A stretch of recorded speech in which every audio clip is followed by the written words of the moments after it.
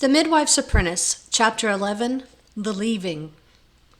Alice was sitting by the fire one cool November morning, tying up birch twigs for a broom, when a pounding came at the door. Jane opened the door to Matthew Blunt, whose mother was about to have another baby, and wanted Alice to come and help.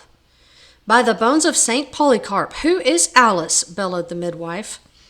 The boy jerked his head towards Alice. "Her, your apprentice. My mom said Alice helped her sister, Joan the bailiff's wife, when no one else could, and so she will have no one but Alice." "Her? The dung beetle?" The midwife quivered in disbelief. "You are asking for her, who knows nothing and fears to try and does only what little I bid her, and that none too well?" She cracked Alice on the cheek. My mom will have no other," repeated the boy. The midwife looked a bit like a mad dog as she spat and spluttered and tried to get words out past all the anger in her mouth. "Go then, Alice! Such treachery! Such thievery! Eating my bread and stealing my mother's! Go!" When she began to throw cooking pots their way, Alice and the boy lit out and ran all the way to Adam Blunt's cottage. Alice stood outside for a minute, surprised at having been asked for, and not knowing whether to be pleased, until the boy nudged and pushed her to the door. She wiped her hair from her eyes, licked her lips, and went in. The cottage was warm, and Emma Blunt even warmer, what with her efforts to have this baby and be done with it. Alice rubbed and crooned and fussed as she had with the bailiff's wife. She fed Emma on raspberry leaf tea and comfrey wine. She built up the fire, closed all the windows, and 3 times called the baby forth. Then she sent Matthew to search for birthwort root, put out the fire, and opened all the windows. But the baby would not come, as if he were holding tight to his mother, reluctant to be separate and alone.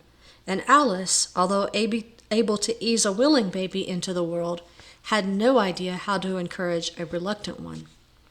So as the day passed from morning to midday, and Emma tossed on her tumbled linen, and still there was no sign of a baby, Alice, doubtful and uncertain without the midwife, or at least Will Russet to tell her what to do, and unwilling to get herself or Emma into trouble, stood back from the bed and said, "I cannot do it." She washed Emma's face, smoothed her wet hair, took a deep breath, and sent Matthew back to the cottage for the midwife. Emma and the unborn baby rested from the morning's struggle, so all was quiet until the midwife roared in like wind before rain, blasting everyone out of her way as she set about attending to mother and babe. She insulted and encouraged, pushed and poked, brewed and stewed and remedied.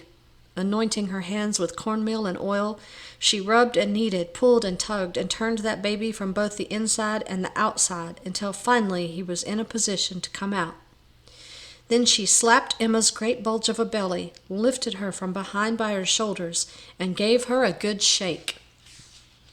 All was chaos, noise, and heat and blood, until finally, over the tumult, Alice heard the cries of a baby, the moans of a tired mother, and the laughter of the triumphant midwife.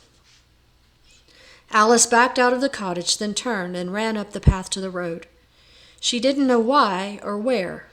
Behind her in that cottage was disappointment and failure. The midwife had used no magic. She had delivered that baby with work and skill, not magic spells. And Alice should have been able to do it, but could not. She had failed. Strange sensations tickled her throat, but she did not cry, for she did not know how. And a heavy weight sat in her chest, but she did not moan or wail, for she had never learned to give voice to what was inside her. She knew only to run away.